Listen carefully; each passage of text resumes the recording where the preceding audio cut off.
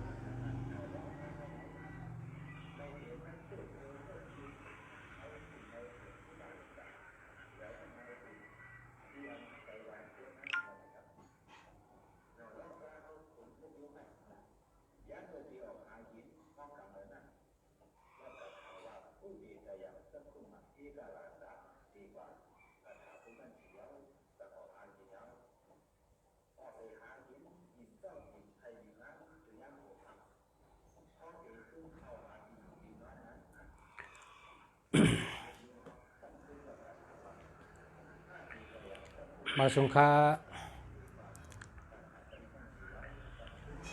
ค้าได้ยินนะครับ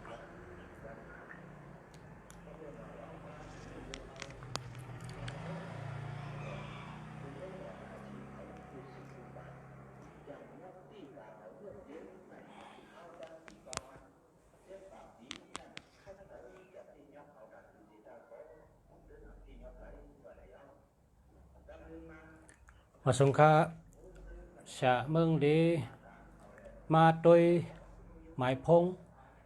หมายจากรัฐปันปอมเมพี่น้องเขาโดยเบอร์โทรศัพท์ปันกูก็ค่ะก็เลยใครถามเตยหมายจากรัฐเจ้าเก่าหมายพงเจ้าเก่านำปัดพงเจ้าเก่าถามมาอะไรคะถามอะไรกูก็นะใครฮู้ว่าจังมันดีเพราะเจอจังมันดีจังดีเจอจังเจอดีจังหลอดเพจังมันมีเงินจังมันมีเงินจังมีปารามีมีอำนาจจังมีเมตตาดีปัญญาจังมีนะจะในลำลองปัญญาในลำลองเตะปัญญาโดยเลยมีกูก็เคยการมีกูก็ปัญญาในมีกูก็เฮาเตเจอห้ำเจอเนาะปัญญาในมันอยู่ไว้ในก็โหเฮาเตเจอมันห้ำเจอมันเนี่ยมันอยู่ที่ตัวเฮาไงปัญญาได้มีกูก็คนเฮาคาในกามดีกูก็นะกูสูดีกูก็เพราะกามอ่ำดีมันเป็นก้นเพราะกูสูมดีมันเป็นก้นนะเพราะเป็นก้นในกูสูดีนะเฮ็ดสังก็ไรกูเมียวลาดสังก็ไรกูเมียวใครกินสังก็ไรกินกูเมียวใครเฮ็ดสังก็เฮ็ดไรกูเมียวเพราะเจ้าเก่าเฮ็ดในเฮ็ดไรกูเมียวก้อยกะเจ้าเก่าเตย่อมเฮ็ดท่าอ่ำย่อมเฮ็ดนั่นมันอยู่ที่เจ้าเก่าเพราะเจ้าเก่าว่าใครเฮ็ดสังไหนเฮ็ดไรกูเมียวยาวเตเฮ็ดท่าอ่ำเฮ็ดท่าอยู่ที่เจ้าเก่าไง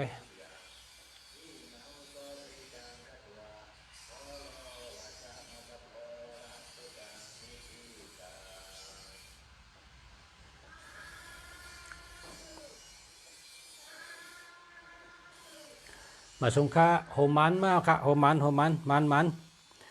มันค่ะ0988555924เข้มจะ0988555924 0988555924 9889มีอำนาจมีปารามีกว่าตั้งหลายก็รอดเพ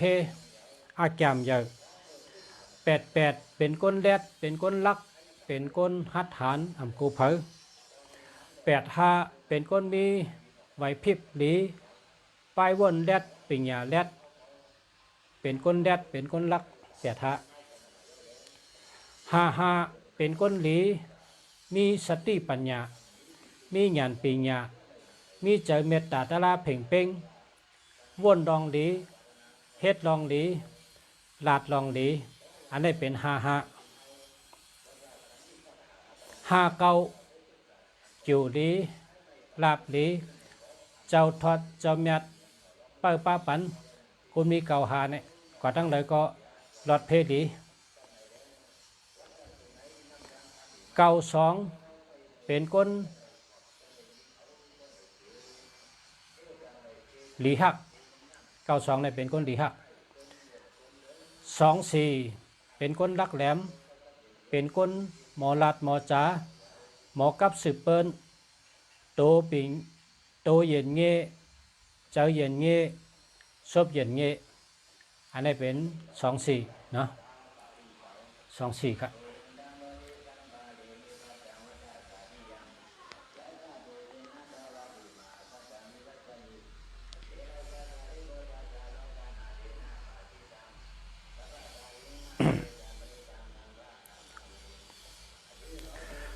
062-959-3617อันนี้ก็ดีเต๊ะๆครับ094-928-89560หาเมอครับ096-6927-410หาเมอครับ098-828-29261แคมเต๊ะๆครับมาสงค้านางหอมมาสงค้ามองคนรักแม่มาสงค้าใจมาสงค้าสิ่งอู้ไตเมืองนางมาสงค้านางอุ่งมาสงค้านนมาสงค้าชาเอ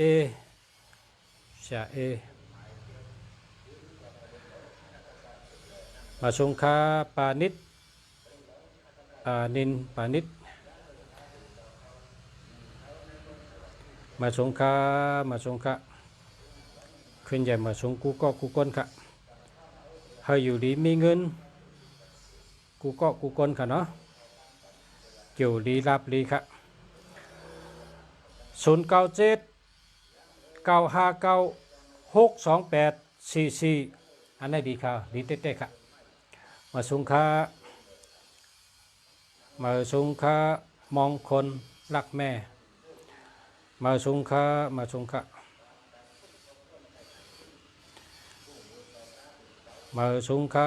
ะชาคิดถึงทุ่งเงินเสือมาสงค้า063-529-3463แค่แมวค่ะเจ้าแล้วค่ะแค่เต๊ะๆค่ะ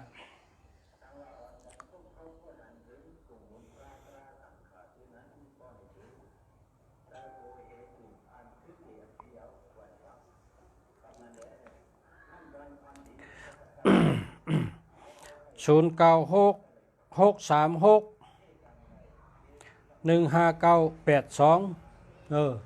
อันนี้ปอกเทียเนี่ยเมื่อวันที่1ในหวยออก82ทีนะออก82ก็ในปอกเทียเนี่ย82ดีๆ096-636-15982แค่มาค่ะเดียวค่ะ083-665-9506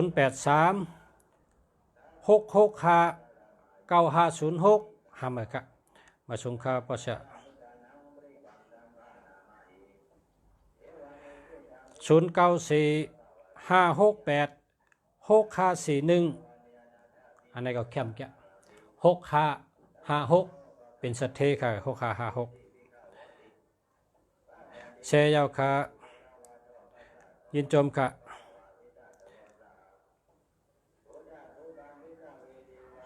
094-568-6541อันนี้แคมแก่56ก็มี65ก็มี 54ก็มี41ก็มี45ก็มีเข้มจะ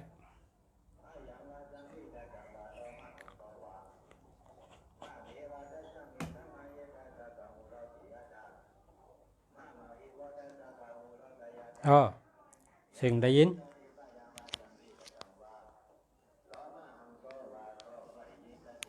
ดีนะ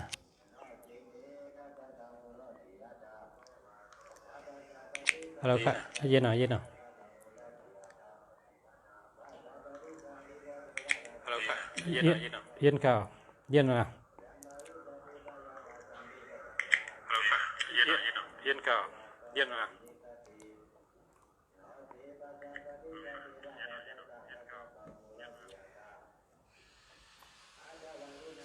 0991967768ห้ามเลยครับใครเจ้าศิวลีข้าเจ้าศิวลีจังมีข่าวเจ้าศิวลี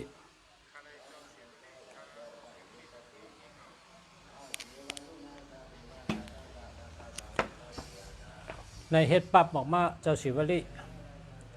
เจ้าศิวลีลาบหลีเจ้าอุปกุกเปเพเจ้าสังเกตเจสัทเทโตโจเฮ็ดออกปั๊บกำไว้มาค่ะกำไตก่อปลากำไทยก่อปลาหลีกไทยก่อปลาหลีกไตก่อปลาในเป็นกำไว้3เจ้าเจ้าศิวลีเจ้าสังเกตเจเจ้าอุปกุกค่ะกำไว้3เจ้าค่ะเฮ็ดมาค่ะนะใครก็สั่งมานะส่งไปสนีปันค่ะ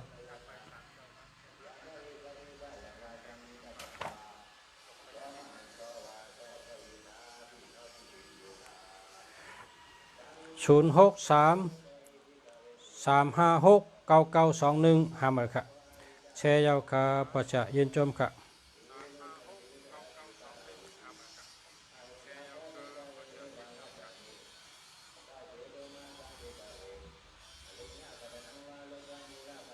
0996195242อันนี้แค่มา0987489153อันนี้ก็แค่มา0993972588ห้ามกะ0813905385ห้ามกะ0993354519อันนี้เดียวดีเต้ๆครับ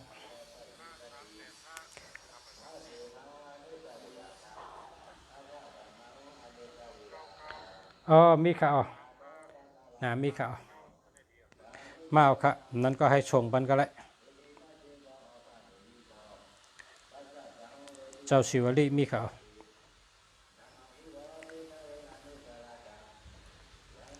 ยินจมค่ะยินจมค่ะยินจมค่ะขอบใจค่ะขอบใจ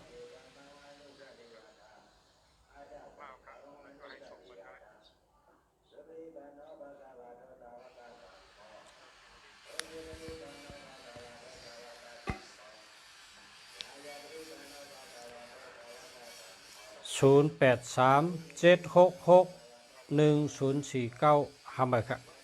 0991353389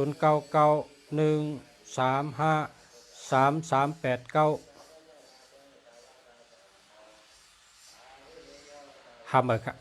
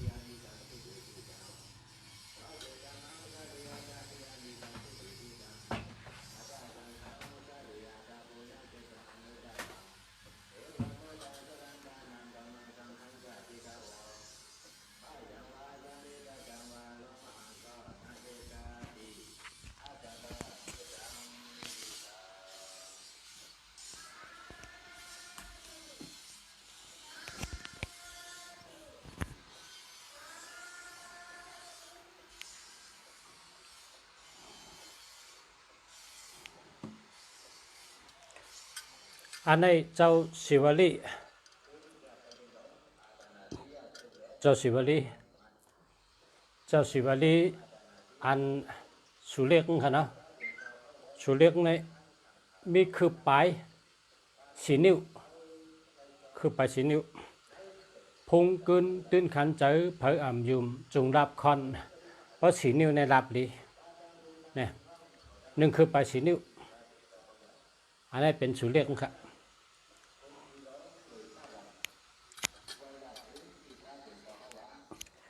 อันนี้ซ้ำหนึ่งศอกปลายสีนิ้วอันนี้ซ้ำเป็น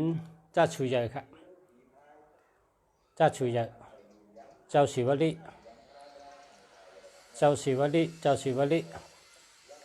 เจ้าศิวลีลาบลีเจ้าศิวลีลาบลีเจ้าศิวลีลาบลีครับอันนี้มีจืดจำจืดมีกันไหน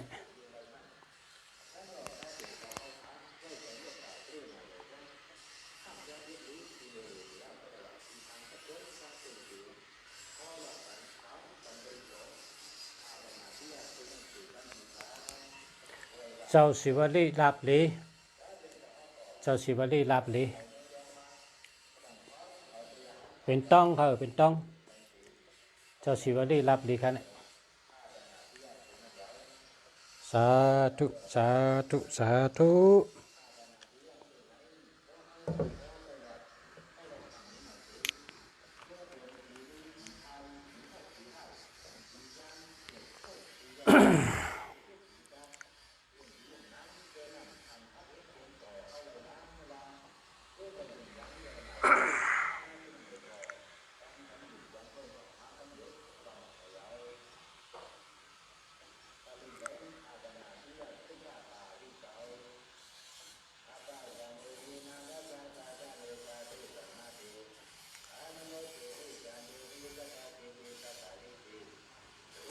มาสงค้า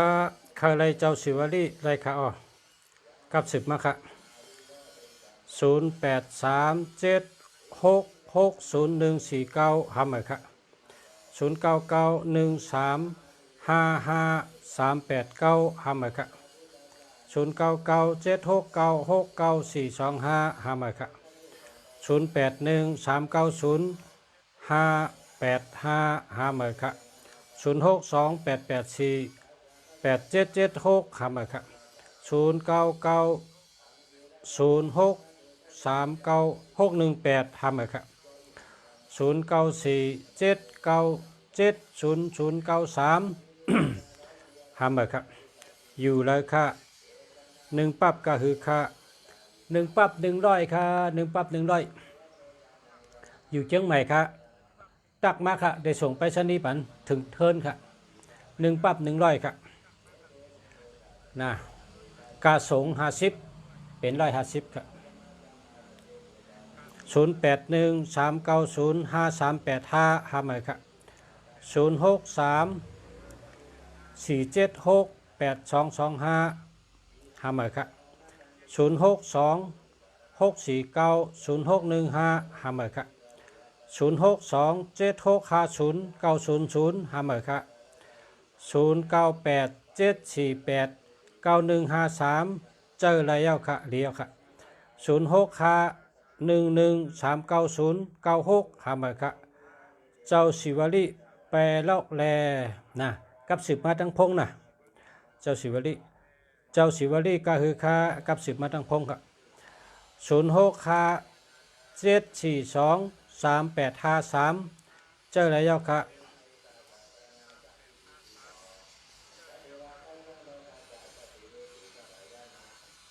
อุเสียองค์ก็คือค่านะกับสืบมานะค่าอะไรก็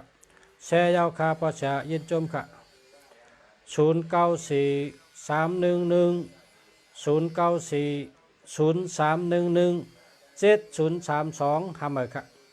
082250253776ทำไมค่ะ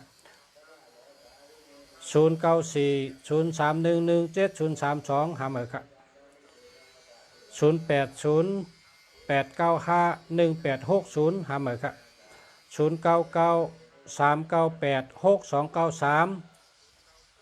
เจอแล้วค่ะ0994627228แล้วก็27ทำเลยค่ะ0951376777ทำเลยค่ะ0652287568เจอแล้วค่ะมือสูงค่ะ0651136478ทำเลยค่ะ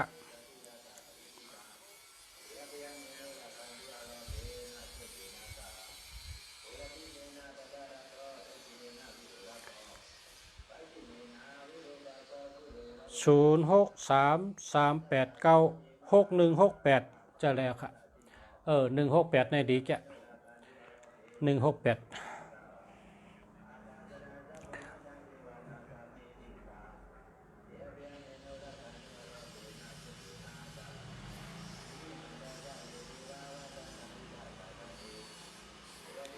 มีคนแต้มเสนอแผ่นต้องแต้ม168นะแล้วก็แต้ม1688แล้วก็เอาให้หลักพอยต์เอาให้หลักพอยต์แล้วก็มันทำซื้อที่2เบอร์ซื้อที่2เบอร์แล้วเอาที่ในเสือไว้ทำขึ้นเอาหลักพอยต์1688นั่นโปกไว้จำกันว่ามันถูก2โตนะว่ามันถูก2โตซ้ำไรกะหือเนี่ยไรไรพันไร2,000ห้าม2เบอร์ไร4,000นะอันนี้ก็มันหลัดมามันว่าค่าก็จังแต้มหังค่าแต้ม168แถวหนึ่ง1688แถวหนึ่งแต้มหังนั้นล้านตองล้านเงินเอาเฮ็ดหลักพอยต์บ่เสียก็มันทำเอามันก็ซื้อถี่มา2เบอร์มาเอาเสือให้ปกล็อกกันไว้มันทำไร2ตัวมันนะครับนะอันนั้นก็ยากรรมสั่งถูกมันกันเนาะยากรรมสั่งถูก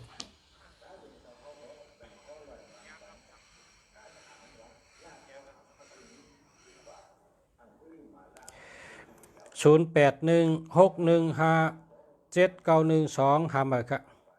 0949598146หามาครับ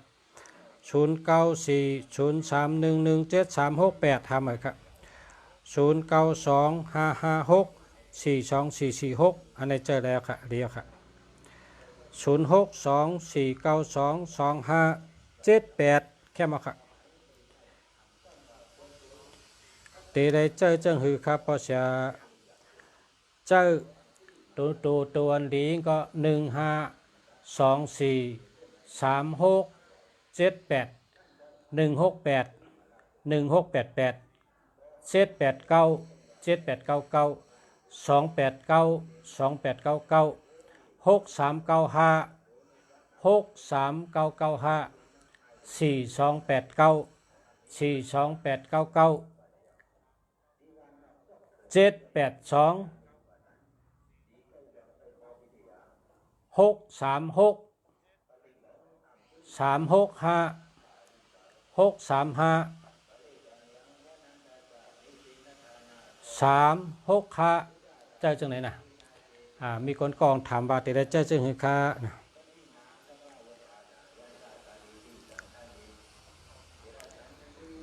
0613363119ห้ามเลยครับ0994147248ห้ามเลยครับ0628683389เจอแล้วครับ0619299958เจอแล้วค่ะออกค่ะยินจมค่ะขอบใจใหญ่น้ำตีลาดปันเสียเฮาลาดปันลองหมายพงไล่ลาบลีกูวันค่ะออกค่ะยินจมค่ะขอบใจค่ะให้ลาบลีกูวันลาบลีกูเหลินลาบลีกูปีลาบลีกูยามนะให้มีลาบยามลาบวันลาบเหลินลาบปีนะลาบปีลาบเลินลาบวันลาบยามกูขิงกูยามเฮลาบลีเสกัมกะจูดีลาบลีกูสูดีกูปีกูเลินกูวันกูยามเสกัมกะ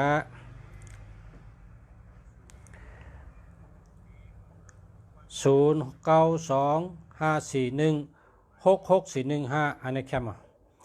0631520301หามาครับ0979091106หามาครับ0966677543หามาครับ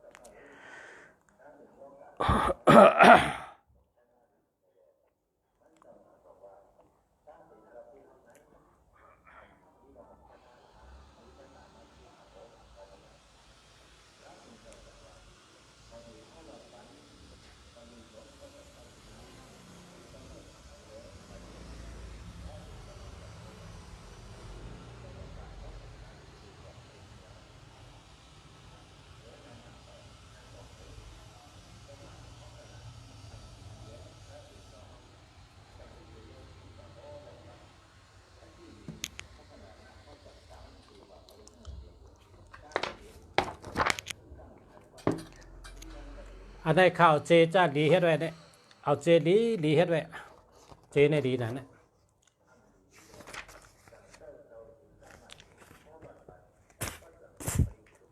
คาเตห่อนี้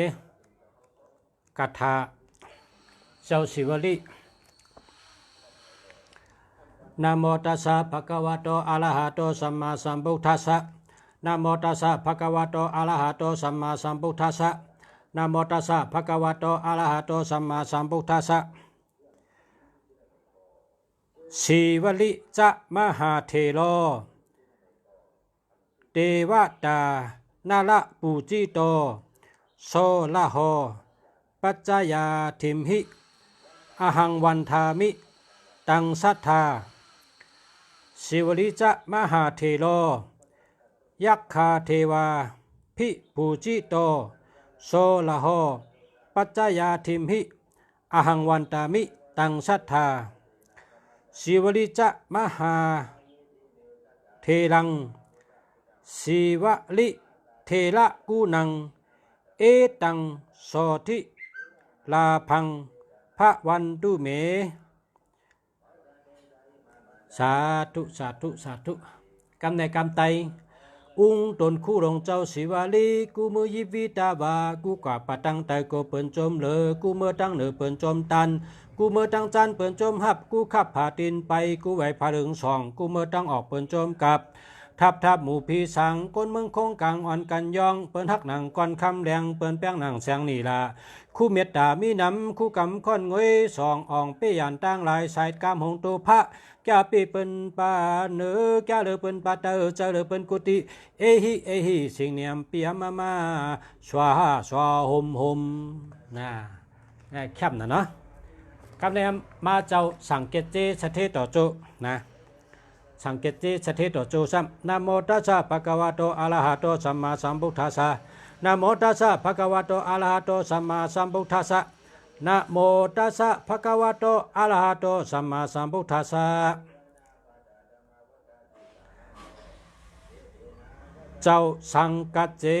นะจะมหาเถโรปุกโถปุกท่ากูนังปุกทังปุกท่าตังปุกทังจะปุกท่าสุภาสิตังปุกท่าตังสามะนุปัตโตปุกท่าสุตังปุกท่าสุตังปุกท่าโสตังธรรมามิหังปิโยเทวะมานุชานังปิโยพมานะมุตตาโมปิโยนาคาสุปันนานังปิยินทาลิยังนามามิหังสัพเพสนาปะหูสนาปุ ปุริสานาอิกทิสานา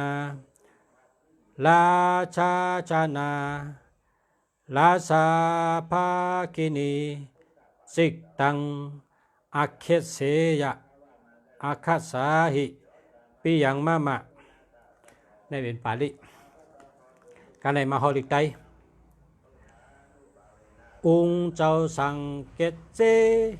มหาเทโลปุกโทปุกทังปุกท่าตัง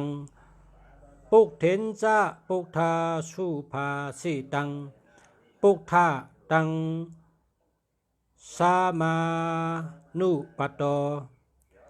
ปุกท่าโสตังนามามิหังปิโยเทวะมนุชานังปิโยเปียมานะโมนะโมนะมุตตโมปิโยนัคคะสุปันนานังปิยินทาลิยังนามามิหังสัพเพจานาปะหุสานาปุริโชจานาอิกทิจานาลาจาภาคินีจิกตังอาเคสาหิปิยังมะมะองค์ตนคูเจ้าสังเกตเจตัวคิงก่อยลีตีดักเนเมาจับมาตูกายิงใจย้อนแปงเอหากูวันง่ายตกจือเข้าน้ำอ่ำเป็นกินคินใจข้อหาเจ้าเปิดเจ้าเฮาหางลีตังจ้อยนัดขวางโหมจมสาวอ่อนเปิดโหนมจูเจ้าพระสวาหมกำไตก็ปาปารีก็ปาการได้มาเจ้าอุปกุนะโมตัสสะภะคะวะโตอะระหะโตสัมมาสัมพุทธัสสะนะโมตัสสะภะคะวะโตอะระหะโตสัมมาสัมพุทธัสสะนะโมตัสสะภะคะวะโตอะระหะโตสัมมาสัมพุทธัสสะเจ้าอุปกุโตจะมหาเถโรสัมปุเถนะวิญญาณโตมาเลนจะมาละพะเลนจะโสอิตานิมหาเถโรนามะสิตวาตะติกทิโตอหังวันตามิอิตาเนวะอุปกุตังจะมหาเถรังยังอุปัตตวังสาตังวิทังเสติอาเสชาโตมหาลาภังภาวันตุเมสาธุสาธุสาธุว่าจังไหนคะอ๋อสามเจ้าค่ะเนาะอันนี้เจ้าละเพลใครก็สั่งมาค่ะนะกามใบเจ้าศิวลีกามใบเจ้าอุปกุกามใบเจ้าสังเกตเจตั้งปาลีตั้งกามไตมีจอมกันค่ะในเป็นกามใบเจ้าสามเจ้าค่ะสามเจ้าในเป็นเจ้าพิเศษเจ้าศิวลีลาบลีเลยเปิ้นเจ้าศิวลีเนี่ยเจ้าศิวลีลาบลีเจ้าสังเกตเจสเทโตโจเจ้าอุปกุกเปเพหรืออะไรมีสามฉางในกูเกาะกูก้นค่ะหรืออะไรมีสามฉางเนี่ยพระเป็นเจ้าไปมีก็ให้มีสามฉางในอ่อนตั้งพอมีสามฉางแล้วชื่อพระแทงสูงก็เลยก็กะเพราะว่าพระครับมีเอาค่ะเหลียพระในเป็นประธานพระในเป็นอันแมดหรือล้วนป้นผีสางสัตว์ก้นแมดหรือเปิ้นพระเป็นเจ้าอย่างพระเป็นเจ้าในอย่าแมดหรือเปิ้นก็เปิ้นฉะนั้นได้มีก็เหลียพอมีก็พระเป็นเจ้าเขาก็ไว้สูงนะไว้สูงถ้าก็ชื่อมาแทงเจ้ายหันตาสามเจ้าสังเกตเจเจ้าอุปกุเจ้าศิวลียหันตาสามเจ้าในเขามาไว้เตรียมลงหรือพระเป็นเจ้าอีกนึงเพราะว่าเป็นห้านเดียวกันค่ะเข่งพระค่ะเป็นห้านเดียวกันในก็เอาไม้มาหมอนพระเป็นเจ้าสูงขึ้นให้4 นิ้วนะพระเป็นเจ้าในสูงขึ้น4 นิ้วพุงกึนตื้นขันเจอเพิ่มยุ่มจุงรับคอนเพราะ4 นิ้วในรับคอนรับเลีย เอาพระเป็นเจ้าสูงขึ้นใน4 นิ้วเฮาต้องไปเอายานตาตั้ม3 สูเพราะว่าพระเป็นเจ้าในนำนาคาคุณผีคุณสังคุณชิกยาพระพิฆเนศพระพรหมพระอินทร์ขามีกุเมียวเนี่ยก็เป็นจังนั้นซ้ำชูเจ้าหรือไรเฮ็ดจังไหนหรือไรเอาตัวเขาในไหวนาจูแพ้เป็นเจ้าเอาตัวเขาในไหวนาจูแพ้เป็นเจ้านะเพราะเขาตัวเขาไหวนาจูแพ้เป็นเจ้ายาวเนี่ยเขายุกแพ้เป็นเจ้าขึ้นสูงเฮียวก็อันแต้มลงมาเนี่ยตั้มเจ้ายาหันตานะเจ้ายาหันตาพอตั้มเจ้ายาหันตาแต้มลงมาจังไงตั้มคุณผีคุณสังคุณชิกยาพระพิฆเนศพระพรหมพระอินทร์จังไงตั้มจังไหนเยี่ยวก็เพราะว่าเข่งพระคันให้เป็นเป้งกันหมดคือประชาในปัจจุบันซ้ำชูเจ้าไหวนาเขาจูพระเป็นเจ้านะไหวนาเขาจูพระเป็นเจ้าเฮิรนเผอมัน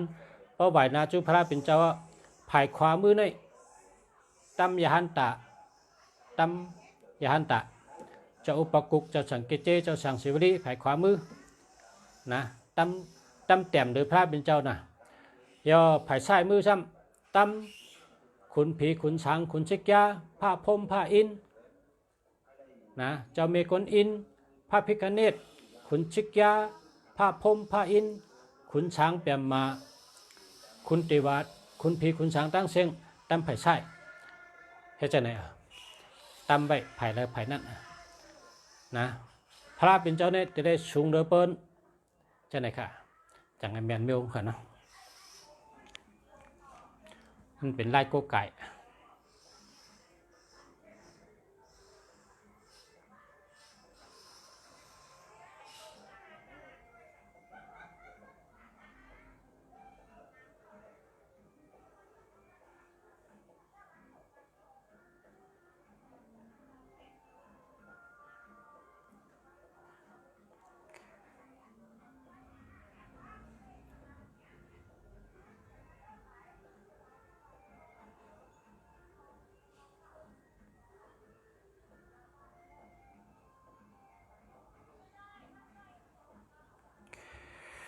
เอ็นจมขาเอ็นจมขาที่ปังลงมีข่าวใครผู้เจ้าศิวลีก็มีเจ้าอุปกุก็มีเจ้าสังเกตเจก็มีเจ้าเปิดเงินเจ้าเปิดคำก็มีเจ้าพิฆเนศก็มีเยาวก็เจ้าขุนช้างก็มีเจ้ายาเช่ก็มีที่ปังลงในมิเจนะครับเพราะว่าขาดส่งมือข้าไรเจ้าพิฆเนศเนี่ยพี่น้องใต้ห้องว่าพระราโหจังเนี่ยว่าพระราโหจังก็โหงเป็นจังเต้งเจ้าเป็นคุณช้างไว้นะเป็นคุณช้างไว้คุณช้างโหจังเนี่ยมันเป็นปิญญาฉลาเฮ็ดไว้เพราะว่าจ้างในหวานหูใหญ่เพราะหวานหูใหญ่ในปิญญาใหญ่เพราะหวานหูใหญ่ในปิญญาใหญ่นะจ้างในก็โหงก็ใหญ่หวานหูก็ใหญ่ก็เลยปิญญาใหญ่จังว่าเจ้าพิฆเนศเนี่ยเป็นไผ่ปิญญาเปิ้นเฮ็ดไว้ที่เมืองไทยได้เปิ้นไว้จอมหงเฮนในวังหงเฮนเปิ้นไว้ที่ผายปลายมอนกูเมียวปิญญาปลายมอนกูเจอในเปิ้นเอาในกะโกไก่ไว้เจ้าพิฆเนศเนี่ยนะมันเป็นผายปิญญาผายปลายมอนผายอนุปิญญาสัพพทะปิญญาอัฏฐรสะ18 เปิงตั้งหูตั้งลัดหมอลัดหมอจ๋าหมอแต้มหมอไม้หมอโฮหมอเปียวหมอขึงหมอปองหมอลัดหมอจ๋าหมออุบหมอลัดหมอแต้มหมอไม้หมอนับหมอตักหมอขึงหมอปองหมอเฮ็ดหมอสั่งตั้งหมอกูเมียวน่ะเปิ้นว่าพระพิฆเนศเนี่ยแก่หรือเปิ้นเพราะฉะนั้นนะจังว่าเปิ้นโกไก่เจ้าพิฆเนศ เยาวก็แทงคองเป็นว่าเทพแห่งความสำเร็จเนี่ยว่าประกำไตเขาเนี่ยบอกว่าอ่องกูเมียวหมานกูเมียวคนนั้นก็ไก่เจ้าป้าเนี่ยอ่องกูเมียวหมานกูเมียวนะมันอ่องมันหมันมันอ่องมันมันน่ะอ่องมันมันอ่องมันน่ะเป็นว่าที่นั้นนึกที่ในเมืองไทยที่เมืองไต้หวันทะโลที่เมืองอินเดียคนก็ไก่น้ำจะเจ้าพิคเนตเนี่ยนะคนก็ไก่น้ำจะมันเจ้าเป็นคุณช้างไผ่ลองปิญญาลองอ่องมันนะอ่องมันมาชงค่าใจตันอ่องมาชงค่า097838629935อันในแคมป์ข่าวกันในเจ้าขุนช้างอันที่มีสีนานั้นครับเจ้าขุนช้างมีสีนาเนี่ยบอกว่าเมตตากรุณามุทิตาอุเบกขาอันมีสีนาเนี่ยอันนี้ก็เป็นสละเฮ็ดกันใครรัดเนี่ยว่าสละอันว่านั้นแต่ไรมีเมตตาหมอหักเปิ้นแต่ไรมีกรุณาหมอเอดูเปิ้นแต่ไรมีมุทิตาหมอโหมโจมเปิ้นหมอยุกยองเปิ้นหมอโหมโจมเปิ้นแต่ไรมีอุเบกขาเนี่ยบอกว่าควางรอดปล่อยวางควางรอดปันเปิ้นนะปล่อยวางควางรอดปันกูลองกูเมียวหรือไรมีสี่เมียวเนี่ยนะกามมันเขาเตรียมว่าเปียมมาจูตะลาเลปาเปียมมาจูตะลาเลปาเปียมมานว่างผมว่าคุณช้างเนี่ยเปียมมาจูตะลาเลปาเนี่ยกามมันเตรียมจังกามไตเขาก็ว่าเสร็จจากสีป้าเสร็จจากสีป้าเป็นเมตตากรุณามุทิตาอุเบกขาเมตตาเนี่ยหมอหักกันนะหมอหักกันนะเมตตาเนี่ยกรุณาเนี่ยหมอเอรู้กันนะมุทิตาเนี่ยโหมโจมกันอุเบกขาเนี่ยปล่อยวางควางดอดอ่ำจังกันนะอ่ำจังกันนั่นแหละอันนี้ขุนช้างสีนาขุนช้างสีนากับในขุนชิกยาเนาะขุนชิกยาจำ ตีเมืองไทยก็ไก่น้ำยะขุนชิกยาเนี่ยขุนชิกยาเนี่ยเขาจะใส่เนื้อเจ้าเนี่ยเป็นสีเขียวเป็นสีเขียวเป็นหางขุนผีหางลีนะขุนชิกยาเนี่ยนะขุนชิกยาเนี่ยเป็นขุนผีหางลี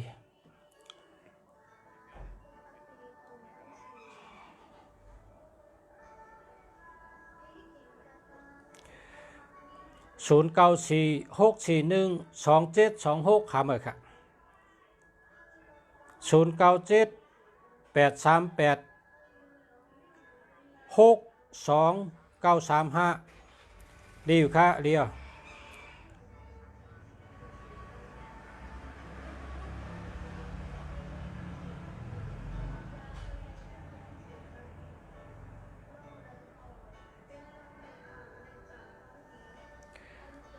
กันในเมืองไทยเขาใน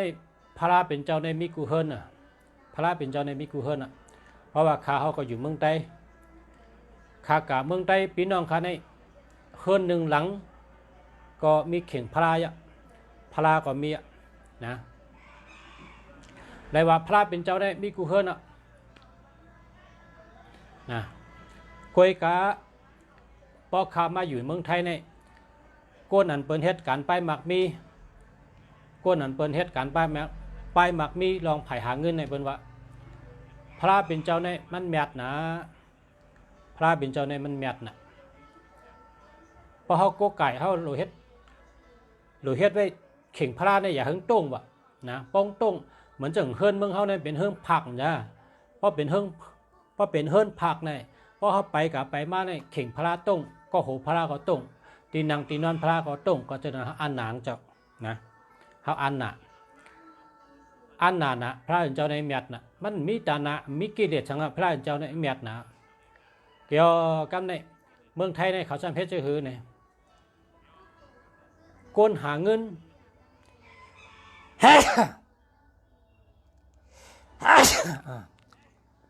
กันต่อค่ะกันต่อมีคนใจถึง ก้นหาเงินก้นหาการป้ายหมากมีในเมืองไทยเนี่ยเฮ็ดจังไหนละลายค่ะ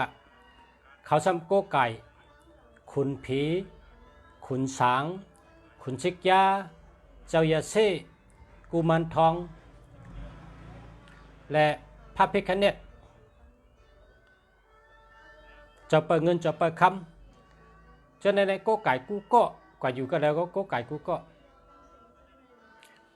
นะพระเป็นเจ้าได้ คำกำนำในเขาที่ไว้ที่เฮิรนหลงอ่ะไว้ที่เฮิรนปอเฮิรนเมอันนั้นก็เขากะดูที่จ้องอ่ะเขาดูนะลองดูลองต้านให้เขาดูนะเมืองไทยเนี่ยกำในลุงสาซ้ำถามเขาว่าเฮ็ดสังสุมเอาพลามาสุซ้ำเอาอันเจ้าดีพิเมียดนะสุซ้ำเอาเจ้าดีพิเมียดอันเมียวในคำพองก็เจ้ายาเช่คำพองก็ไอไข่คำพองก็กุมารทองคำพองก็จะเปิดเงินจะเปิดคำพองก็พระพิฆเนศคำพองก็มีเผามีมัน ข้าถามเขาว่าแห้งเอาพลามาล่ะเอาเมียวในเป็นเจ้าทอดเจ้าเมียเจ้าในมาก็ได้เนี่ยเขาก็รัดลุงเฉาว่าพระเป็นเจ้าในเมียดนะเนี่ยว่าพระเป็นเจ้าในมันเมียดมันมีตานากิเลสายาวมันมีตานามีกิเลสาสังยาวพระเป็นเจ้าในเขาจะในเขาเป็นก้นในเขาเป็นก้นมีตานากิเลสาลงเนี่ยว่าเขาเป็นก้นมีตานากิเลสาในเขาโดดโก้ไก่เจ้าไหนพระเป็นเจ้าก็เขาก็โก้ไก่แต่ว่าอันใดในจอยเขาเนี่ยอันเขามาในเพราะว่าอันเขาเอาไว้ตัวเดียวนี่เจ้ายาเช่ว่าเจ้าเมียดว่าพระพิฆเนศว่าเจ้าเปิดเงินเจ้าเปิดคำว่าอาจารย์อายากูเมียวกันอันเจ้าในมันเหมือนเขาเนี่ยว่ามันเหมือนเขาก็ตึกมีตานากิเลสาอยู่เงินก็เขาใครมีเฮิรนก็เขาใครมีกาก็เขาใครมีตั้งกินอันเลวานเขาก็ใครกินอันเลนุ่งตั้งนุ่งอันเลดีเขาก็ใครนุ่งเจ๊จิ๋มแคมชาเขาตึกใครมีอยู่รู้ก็เปิดจานในเขาเอาเมียในมะกกไก่เขาว่าในลายเพราะเขาก็อยู่กันเลยเนี่ยเขาเอากับคำเดียวอันเขาเกียกนั่นมันก็เอาผ้าพิฆเนศกับกกไก่มันก็เอาเจ้ายาเช่กับกกไก่มันก็เอาจะเปิดเงินจะเปิดคำกับกกไก่ กกไก่เผยกกไก่มันก็กับกกไก่กูก็กำเหมือนกันนะอันนี้ลองแปดเปิงเมืองไทยและเมืองไทยที่เมืองไทยคำว่าเหล่เฮินคาก็เยอะเฮินพี่น้องคาในวันคาก็เยอะคาก็กากูเฮินหนึ่งหลังมีโผกบเมและมีลูกมีลังมีเข่งพารามีหมอกมอน้ำมีพารามีกูเฮินนะมีกูเฮินลีเป็นรองดีก้อยหนาลุงสาเมืองดีใครย้อนลาดว่าในกานาในชูเจ้าโหลเลยชื่อแทงพาราก็มีเยอะนะพาราก็มีเยอะชื่อแทงเจ้าศิวลีหนึ่งสูชื่อแทงเจ้าอุปกุกหนึ่งสูชื่อแทงเจ้าสังเกตเจหนึ่งสูเลยนะยาหันตาสามปาเนี่ยเขาเจ้าเนี่ยเป็นก้นแก่หนานะเป็นก้นจังเฮาในแก่หนามันตึกเฮาว่าใครมักใครมีเงินใครมีคำใครมีเฮิรนใครมีกาใครมักใครมีในเฮาดูย้อนตียาหันตาสามเจ้าในนะตีพระเป็นเจ้าเนี่ยไรในไรย้อนไรแต่ว่าพระเป็นเจ้าเนี่ยแต่มันเจ้าเป็นอันเมียดสูงสุดเอานะอันเมียดสูงสุดเอานะมันมีเกณฑ์มีลองคาไลบางแพนเจ้าเนี่ยมีหรอลองคาไลตานากิเดสามันมีหังใครกินตั้งกินหวานก็มีคาไลอันนั้นก็มีมันเตรียมโทนเอานะพระเจ้ากับปัจจุบันได้เฮาคาซ้ำโกนในซ้ำตึกโลกูเมียวน่ะโลตันโลทอกปั้มคำแถมศาสนาพระเป็นเจ้าเฮิงเปิ้งเฉยขึ้นใหญ่มาสูงทนถึง5 ปีเมืองเปิ้นดูหังก็ใครดูเปิ้นต้านหังก็ใครต้าน เปิ้นกับชอมเขาก็ใครกับเปิ้นเฮ็ดเสาจ้องดูเขาก็ใครดูเปิ้นดูจ้องแคมเขาก็ใครมีจ้องแคมอะโลเปิ้นดูของก็ใครดูเปิ้นกินก็ใครกินเปิ้นนุ่งก็ใครนุ่งเขาถึงมีตานาน่ะก็เปิ้นจังนั้นแหละตั้งหลูในบนห้องตานานะลองใครกินลองใครไล่ลองใครมักใครมีจะได้เป็นตานาหมดเจ้านะนั่นแหละเฮาข่าวว่าพ่อแม่พี่น้องในเมืองไทยเฮาชื่อแทงกูเฮิรนล่ะชื่อแทงเจ้าอุปกุกชื่อแทงเจ้าศิวลีชื่อแทงเจ้าสังเกตเจเพราะชื่อก็กำไว้ก็ไว้กูวันก็นะว่า3เปลี่ยนก็เลย7เปลี่ยนก็เลย1เนอเนี่ยนะว่ากูคำกูเนออิติปิโสอาศักเจหังเผาหังมันแล้วก็คาถาเจ้าศิวลี3เปลี่ยนคาถาเจ้าอุปกุก3เปลี่ยนคาถาเจ้าศิวลีเจ้าสังเกตเจเจ้าอุปกุก1เจ้าได้3เปลี่ยน3เปลี่ยนแล้วอิติปิโสลดอาศักเจแค่ไหนเอากันไหนก็นะอะไรอ่ะอิติปิโสในว่าอาศักเจนะอาศักเผออาศักมันนั่นแหละเพราะคนเฒ่าก็ว่าหึงอินเนี่ยอาศักใหญ่เพราะคนหนุ่มก็อาศักไปใหญ่ก็เจียวเย้าเปิ้นลดอิติปิโสอาศักเจนะอิติปิโสในพออาศักเขาเลย30เขาก็ลด31กรัมเพราะว่าเขาอยู่ในต้องแม่เขาในเก่าเดินเต้นดุกเต้นลักเต้นถึบเต้นทับอยู่ในต้องแม่เขาเก่าเดินในเข้าตั้งเก่าเดินในเขานอนหนุนในต้องแม่เขาเนี่ยเขาบ่มีใจเอาแล้วจดถิบต้องไม่เขาปึกปักเขาว่าก็เพราะฉะนั้นพอเขาลดกระถาเนี่ยเขาหลุดลดป้านตามแม่เขานั่นเมื่อเขาอยู่ในต้องแม่เขานั้น1 ปีนะเขาอยู่เก่าเดินก่อนเนาะอาศักเขาเลย30เขาก็ลด31เด้อนะ31กรัมอิติปิโสเนี่ยอิติปิโสอาศักเจคาถาเจ้าศิวลี3เปลี่ยนก็เลย7เปลี่ยนก็เลยคาถาเจ้าอุปกุก3เปลี่ยนคาถาเจ้าสังเกตเจ3เปลี่ยนเฮ็ดไงเฮ็ดจอมจังไหนได้อำลอยได้กวางเลยนะกำไตเป็นไรก็อำเป็นสัตเทได้รอดกลางเลยเนาะตื่นเป็นสัตเทกูก็ไว้ไหนได้โกไก่แมนเมลมันขนาดเนาะเฮาโกไก่แมนเมลมันค่ะตื่นเป็นสัตเทรอดกลางเลยตื่นเป็นสัตเทอ่ำห้างตื่นเป็นสัตเทอ่ำห้างนะตื่นเป็นสัตเทอ่ำห้างนะตื่นเป็นสัตเทเต้อ่ำห้าง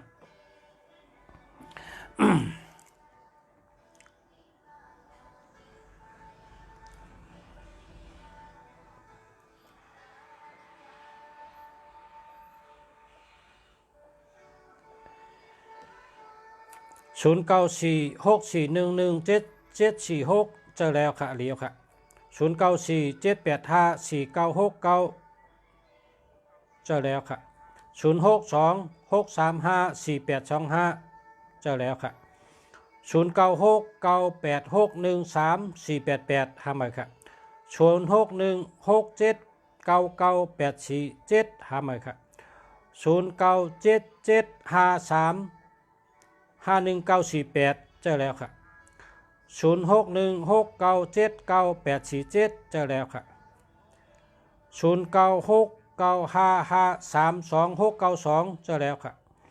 0864163587เจอแล้วค่ะ0990279711หาใหม่ค่ะ0950574020หาใหม่ค่ะเลอเสว่าเฮาใครโกไก่พระเป็นเจ้าเฮามีเฮาก็เจ้าสังเกตเจสูหนึ่งเจ้าศิวลีสูหนึ่งเจ้าอุปกุกสูหนึ่งยาวเพราะเลอเสนั้นเฮาใครโกไก่เหมือนจังเมืองไทยก็ไรเจ้ายาเซ่เจ้ายาเซ่เนี่ยพอเฮาโกไก่เนี่ยลูกอ่อนว่าง่ายชอถ่อมความครับพอเฮาเกิดลูกเกิดหลานมาเนี่ยเฮาสอนลูกสอนล่างเนี่ยสอนง่ายน่ะ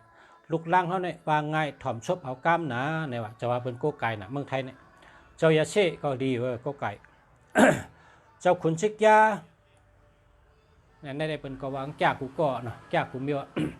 ขุนชิกยาขุนผีขุนช้างเปลี่ยนมาอันมีสีหน้าเมืองไทยได้เป็นโกไก่จะไปเงินจะไป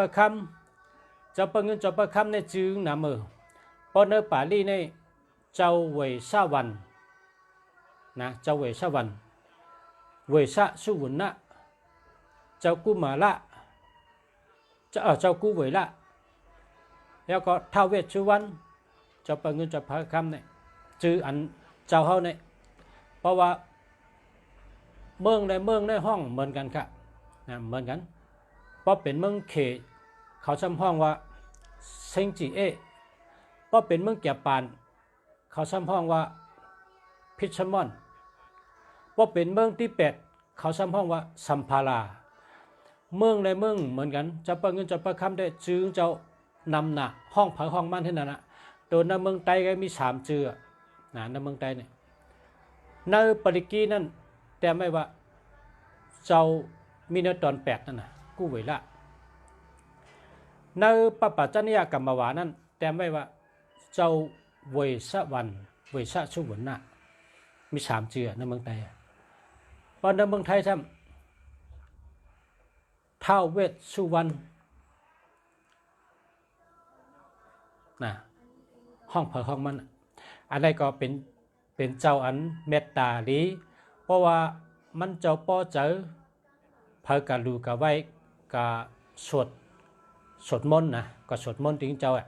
เพราะเจ้าป้อเจอเนี่ยมันเจ้าประทานปันตอนปันแสกปันยืนปันมาปันเงินปันคำอ่ะไรหมักไรมีอ่ะจะว่าเปิดห้องว่าเจ้าเปิดเงินเจ้าเปิดคำยาวบอกมันเจ้าได้มีนำหนะเงินคำเนี่ยมีนำหนะอะไรก็เปิงเป็นตำแหน่งมันเจ้าอ่ะตำแหน่งอ่ะจันมันเจ้าเนี่ยมันเป็นผีเป้าศาสนาหาเหงนะเงินคำในนำนะเพราะว่าพอเราสวดมนต์นะสวดมนต์อันกำใบเจ้านั่นเพราะพอสวดให้ได้มันเจ้าซ้ำพอเจอถูกเจอพวกนี้มันเจ้ามาปันอ่ะมาปันเนี่ยเป็นคนคำฉะการเงินหลับเงินหลับคำเนี่ยหลับการงานหลับเงินคำเนี่ยอะไรมาเตรียมทนเป็นอกเป็นใจข้างเผืองมันจะในเป็นก็ไก่น้ำหนักอ่ะ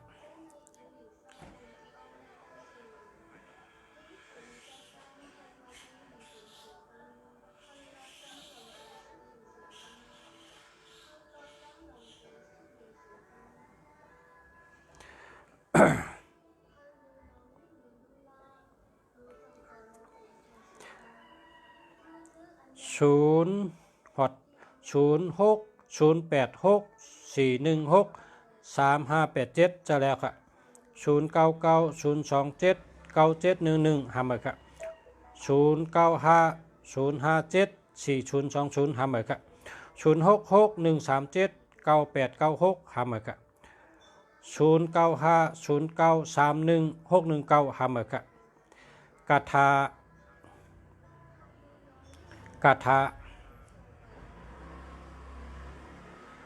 าหังคาอ่านออกครับแต่มาเหมือนน่ะใจตัดออกกาถาหังเนี่ยตักมาดังไรนะติดส่งบันดังไรกาถามีปอเมียวภาษามีได้ส่งบันไดกาถาเจ้าอุปกุกกาถาเจ้าสังเกตเจอัมมอคาแต่ชื่อปั๊บหนึ่งร้อยครับชื่อปั๊บมันก็แหละ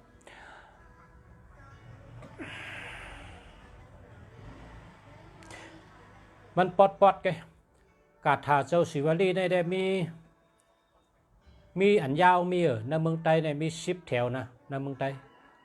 กาถาเจ้าศิวลีมี10แถวในเมืองไทยอันเป็นกาถาปอดเนี่ยมีแทงหลายตีเยอะในเมืองไทยได้ยาวในเมืองไทยเนี่ยยาวกาถาในเมืองไทยเนี่ยปอดไง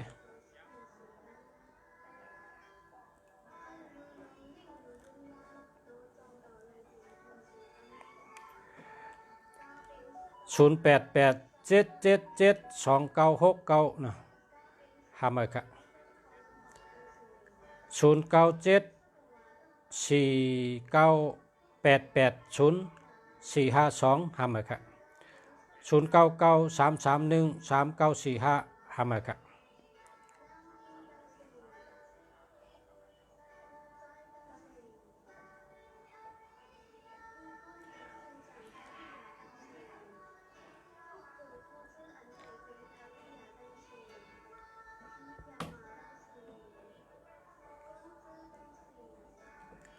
พอเฮามีพระเป็นเจ้าในเฮาหลู่ไว้น้ำ1 ก๊อกนะก็ชื่อก๊อกแก้วมาก๊อกแก้วใหญ่ ก๊อกแก้วเข้มก๊อกแก้วใหญ่ก๊อกแก้วเหม่อซื้อมาก๊อกเขาเอาน้ำในรูไว้ให้นอนน่ะนอนพอตื่นมาเขามาย้อนเอาน้ำในกว่ากินกะอาบล้างหน้าล้างตาอันนั้นก็เอาหุงข้าวหุงพักน้ำมันเขาดูนั่นซ้ำขึ้นเอาน้ำเหม่อเสือแหมขึ้นมาดูไว้นะน้ำในหลูเรียกกูว่าน่ะพระเป็นเจ้าในมันแมตเต้นะแมตเต้แมตว่าเพราะสู่เจ้าเฮ็ดด้วยสู่เจ้าติหันอาโจงก็เอาน้ำมันเท่าดูหนึ่งก๊อกนั่นหุงข้าวหุงพักเล่นกันคนเฮินพิษหม้อกันค่ะพิษหม้อกัน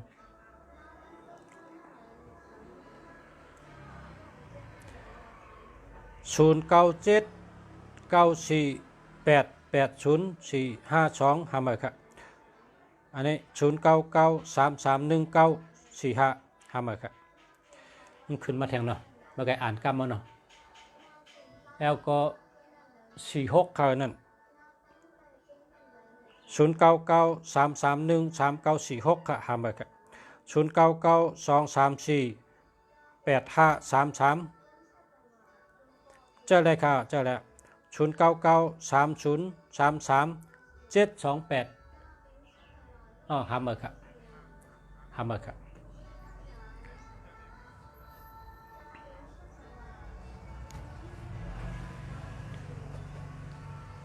จมยาวค่ะพ่อแม่พี่น้องเขา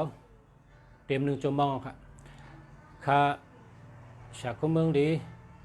ออกมาเฮ็ดก็พ่อแม่พี่น้องเขาก็เรื่องเล่าชาวบ้านนะเพิ่นท้องว่านะอุบกันดองเฮาเป็นก้นหวานก้นเมืองก็อุบกันรัดต่อกันนะเปียวเพราะว่าพ่อเมียวสู่เจ้าฮู้สู่ก็เอามารัดค่ะพ่อเมียวคาฮู้ข้าก็เอามารัดสู่เจ้านะยินจมค่ะยินจมกูก็กูเจ้าค่ะและขอบคุณขอบใจค่ะขอบใจใหญ่น้ำกูก็กูเจ้าตั้งสิ่งค่ะ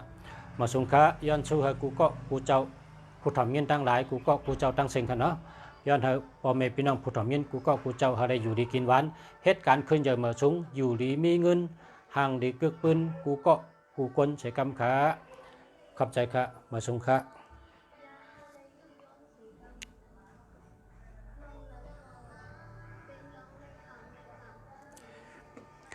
0849201147ทำมาครับ0946132884ทำมาครับ0943729562ทำมาครับ0987032060ทำมาครับเข้มได้บ่ครับ